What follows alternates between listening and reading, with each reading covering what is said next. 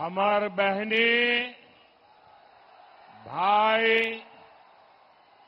दद्दा और जम्मो संगवारी मल्ला मोर जय जोहार। कोसा कांसा और कंचन की धरती पर आज एक अलग ही उत्साह नजर आ रहा है।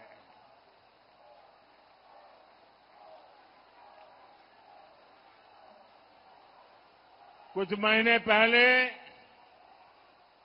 मैं विधानसभा चुनाव में भाजपा के लिए आपसे आशीर्वाद मांगने आया था।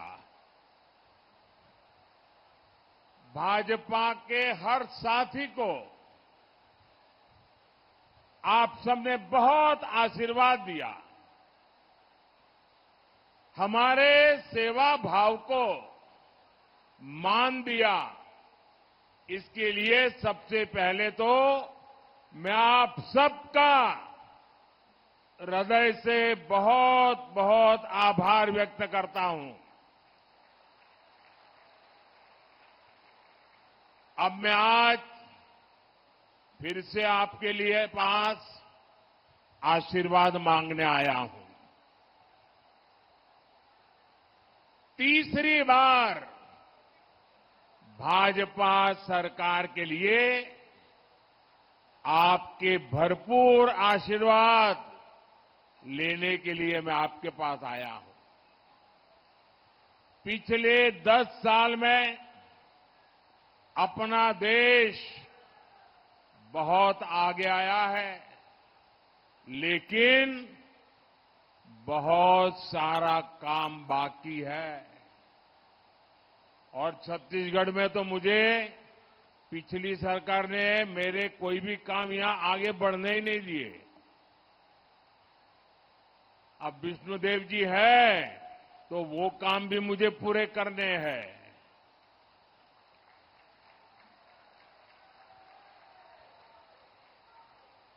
10 साल आपने मुझे देखा है।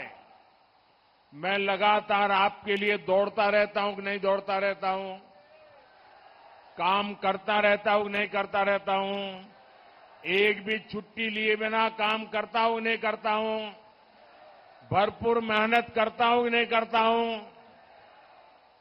और सब आप ही के लिए कर रहा हूं ना। मुझे बताइए, आपके लिए कर रहा हूं ना, मेरे लिए तो नहीं कर रहा हूं ना। बाकी नेताओं को तो अपने बच्चों के लिए कुछ करना होता है, मोदी के लिए तो आप ही मेरा परिवार है। अब मुझे बताइए, आप लोग तो बहुत उदार हैं, बहुत आशीर्वाद देने वाले लोग हैं, और मैंने जब जब आपसे आशीर्वाद मांगा आपने कोई कमी नहीं रखी है। लेकिन आज मैं आपसे आग्रह करने आया हूं, अगर मोदी आप कहते इतना काम करता है, सब लोग सोशल मीडिया में कहते हैं मोदी कितना काम करता है। अब मैं आपसे एक और बात कहना चाहता हूं। अब मोदी इतना सारा करता है, क्या आपको मोदी के लिए 1 घंटा निकालना चाहिए कि नहीं निकालना चाहिए?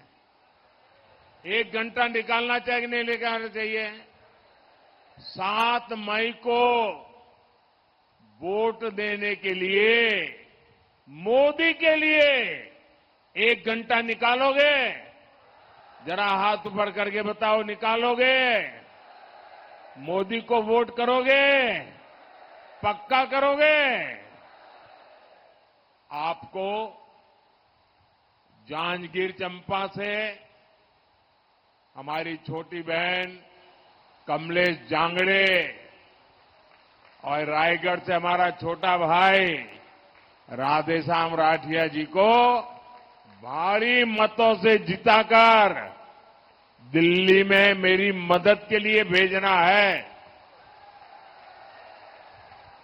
भेजेंगे?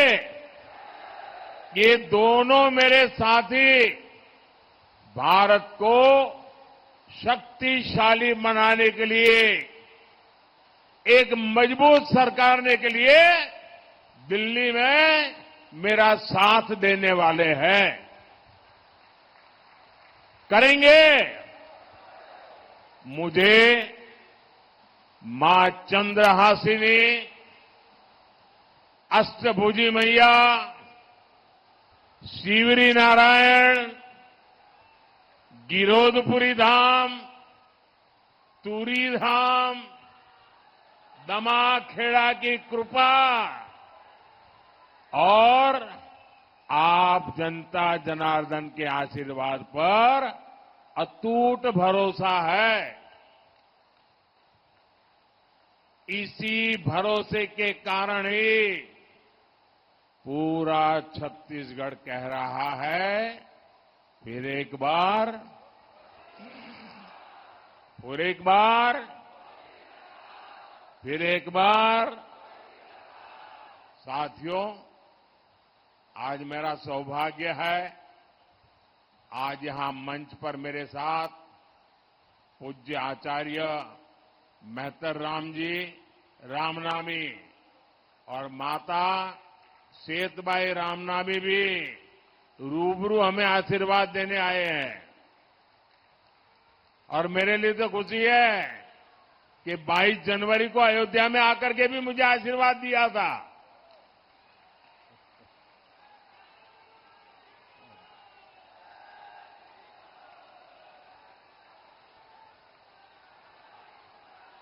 रामनामी समाज अपनी भक्ति, अपने भजन, श्री राम के प्रति अपने समर्पण और प्रकृति प्रेम के लिए जाना जाता है। कहते हैं, रामनामी समाज के पूर्वजों ने 150 साल पहले ही बता दिया था कि राम मंदिर में प्राण प्रतिष्ठा कब होगी।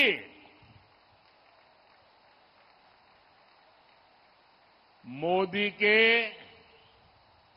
जिस मंदिर की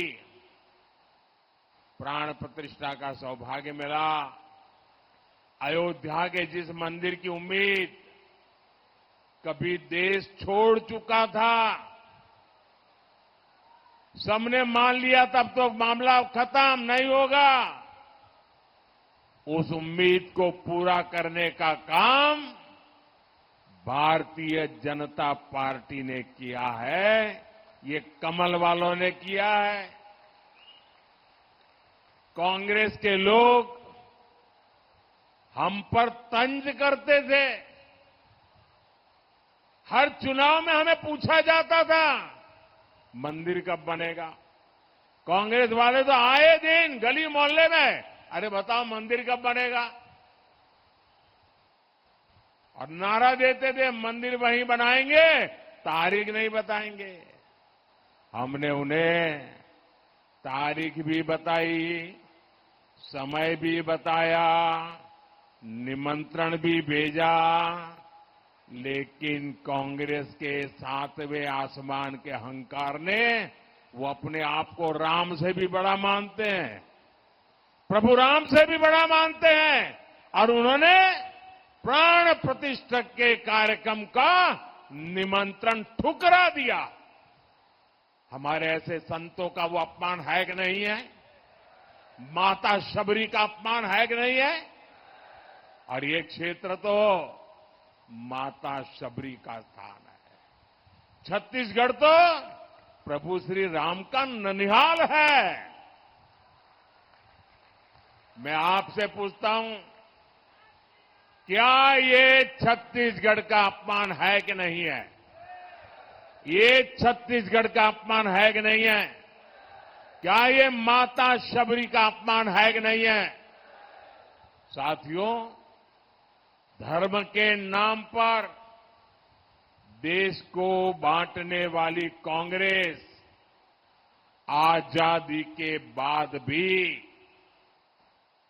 पहले दिन से तुष्टीकरण में लगी हुई थी।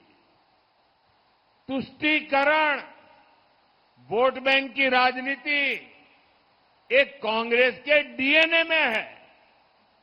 तुष्टीकरण के लिए कांग्रेस को दलितों, पिछड़ों, आदिवासियों का हक भी छीनना पड़े तो वो एक सेकंड नहीं लगाएंगे, जबकि भाजपा सबका साथ, सबका विकास के मंत्र पर चलने वाली पार्टी है।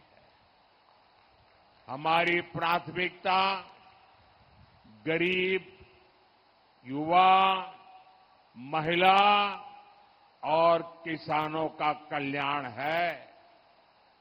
कांग्रेस ने 60 साल तक देश में गरीबी हटाओ का नारा दिया और अपने नेताओं की तिजोरी भरती रही।